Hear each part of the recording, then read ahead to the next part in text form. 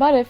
չինացի գիտնականները իսկական բեկում են մտցրել գենային ինժեներիայում։ Եթե գենետիկ խմբագրման սովորական CRISPR համակարգը կարողանում է փոխել գենետիկ կոդի առանձին տառերը, ապա ծրագրավորվող քրոմոսոմային ինժեներիա կամ PCE անունը ստացած նոր տեխնոլոգիան թույլ է տալիս խմբագրել գենոմի միանգամից ամբողջական գլուխներ։ Տեխնոլոգիայի հիմքում դեռ նախորդ դարի 80-ականներից հայտնի Krellox մեթոդի փոփոխված տարբերակն է։ Եթե հին մոտեցումը իրենից հետո սպիեր էր թողնում ու հաճախ բերում էր ժամանակավոր փոփոխությունների, ապա նոր համակարգը 3.5 անգամ ավելի արդյունավետ է ու ապահովում է կայուն մշտական արդյունք։ Արդյունքները տպավորիչ են։ Նախկինում անհրաժեշտ բույսը ստանալու համար ստիպված էին լինում խմբագրել հազարավոր սերմերի գենոմը ու ցանկալի արդյունք տալիս էր միայն մեկը։ Հիմա 100 սերմն էլ բավական է։ Ժամանակի ու ռեսուրսների խնայողությունն ահռելի է։ Մասնագետները այս մշակումը համարում են զգալի ձեռքբերում։ Հնարավորությունները մեծ են երաշտակայուն գյուղատնտեսական մշակաբույսերից մինչև ԴՆԹ խոշոր փոփոխությունների հետ կապված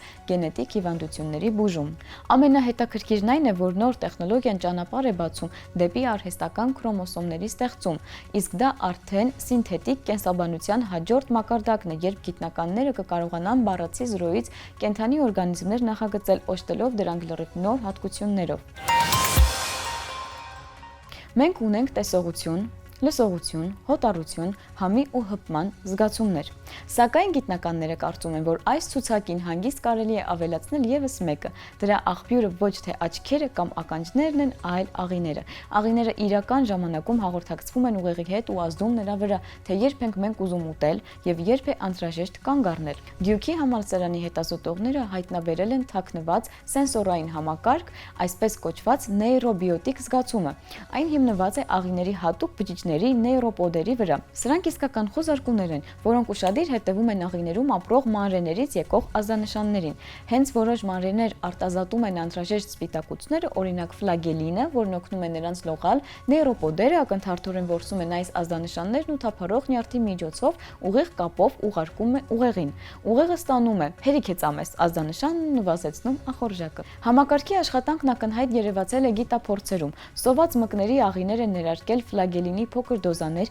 ինչից հետո մկները միանգամից սկսել են քիչ ուտել։ Իսկ այն կրծողները, որոնք չեն ունեցել TLR5 հատուկ ռեցեպտորներ, չեն արձագանքել այդ ազդանշանին, շարունակել են ուտել ավելորդ քաշ հավաքելով։ Դա ֆիքսելու համար գիտնականները անգամ ստեղծել են հատուկ սենսորային սարք, որը հետևում է ծնոտի յուրաքանչյուր շարժմանը։ Ամենահետաքրքիրը ազդանշանների բազմազանությունն է։ Պարզվել է, որ տարբեր մանրէներ արտադրում են ֆլագելինի տարբեր տեսակներ, որոնցից յուրաքանչյուրը տարբեր կերպ է ազդում աղիների եւ ուղեղի վրա։ Այսինքն մեր ներսում գործում է մանրէների ռեպլիկների մի ամբողջ լեզու, որն ուղեղը թարգմանում է որպես ուտելու կամ չուտելու հրամաններ։ Գիտնականները սա համեմատում են մեր սովորական զգայարանների տեսողության ու լսողության հետ։ Ուղղակի այս դեպքում սենսորը ոչ թե դրսում է մարմնի մակերևույթին, այլ ներսում, մարմնի խորքում։ Աղիները ոչ թե ուղղակի մարսում են սնունդը, այլ վերծանում միլիոնավոր անտեսանելի արարածների ազդանշանները, որոնք էլ ազդում են վարքագծի ու առողջության վրա։ Այլ կերպ ասած, մեր ախորժակը ոչ միայն ուղեղի աշխատանքն է,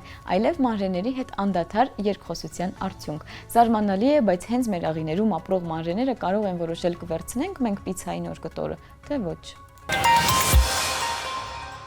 Գիտնականներին հաջողվել է վերականգնել 20-րդ դարի ամենասարսափելի վիրուսի իսպանական գրիպի ամբողջական գենոմը, որպես նյութ ծառայել է 18-ամյա շվեյցարացու Թոքը, ով վախճանվել է Ցյուրիխի հիվանդանոցում 1918 թվականի հուլիսի 15-ին։ Թոքն ավելի քան 1 դար պահվել է ֆորմալինում ու մինչև վերջերս կարծիք կար, որ նման նմուշները պիտանի չեն ՌՆԹ անալիզի համար։ Իսպանական գրիպն ընդամենը մի քանի ամսում խլել է մինչև 100 միլիոն մարդու կյանք, դառնալով պատմության մեջ ամենամահաբեր համավարակը։ Սակայն մինչ օրս գիտնականներն ունեին այս վիրուսի ամբողջական գենոմի ընդամենը 6 տարբերակ ու գրեթե բոլորը համավարակի ավելի ուշ ալիքներից։ Նոր նմուշը բացառիկ է։ Այն Եվրոպայում համավարակի առաջին ալիքի հենց սկզբից է։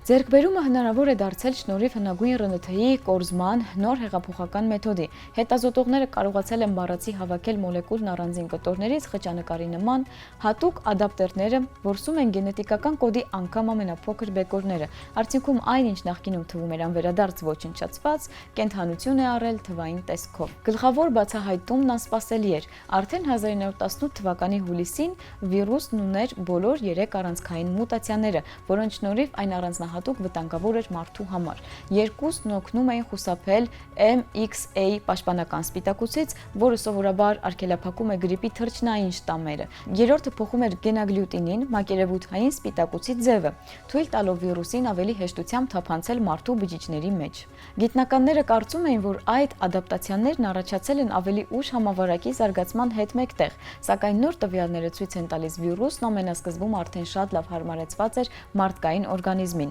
Հնարավոր է հենց դա էլ նախանշել էր 1918 թվականի աշնանը իսպանական գրիպի երկրորդ ալիքի աղետալի մահացությունը։ 2009 թվականի խոզի գրիպի համավարակի հետ համեմատությունը ևս մեկ առանձնահատկություն է վերհանել։ Խոսքը գենոմի 3 սեգմենտներով անսովոր բարձր գենետիկ բազմազանության մասին է։ Այն կարող էր առանցքային դեր խաղալ պաթոգենության աճի հարցում։ Գիտնականների նոր մեթոդը փոխում է խաղի կանոնները։ Միայն Վիեննայի բժշկական հավաքածուներում կա ավելի քան 35,000 թաց նմուշ։ Դրանք ոչ թե թանգարանային նմուշներ են, այլ նախորդ համավարակների իսկական արխիվներ, որոնք պատրաստ են բացահայտել իրենց գաղտնիքները։ Գիտնականները հույս ունեն, որ հին վիրուսների էվոլյուցիան հասկանալը կօգնի ավելի լավ պատրաստվել նոր սպառնալիքներին։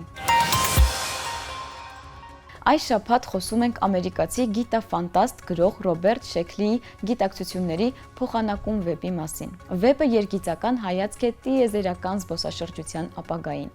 Աշխարհում, որտեղ մարդիկ տիեզերանավով թռչելու փոխարեն ուղղակի տեղափոխում են իրենց գիտակցությունն այլ մոլորակայինների մարմինների մեջ, գլխավոր հերոսը հայտնվում է աներևակայելի իրադարձությունների հորձանուտում։ Յուրաքանչյուր նոր մարմնավորում վերածվում է անսպասելի խնդիրների ու ծիծաղելի աբսուրդի հասնող պահերի, իսկ թեթև ֆանտաստիկ ինտրիգը դառնում է բյուրոկրատիայի, մասսայական մշակույթի ու մարդկային մոլորությունների նուրբ քննադատություն։ Գիտակցությունների փոխանակումը Շեքլիի ամենահայտնի վեպերից մեկն է։ Այսօր այն հնչում է ինչպես իրոնիկ կանխատեսում այն մասին, թե ինչի կարող է բերել ամեն գնով նոր տպավորություններ ստանալու մարդկության ձգտումը։ Իսկ այսօրվա համար այսքանը, կհանդիպենք։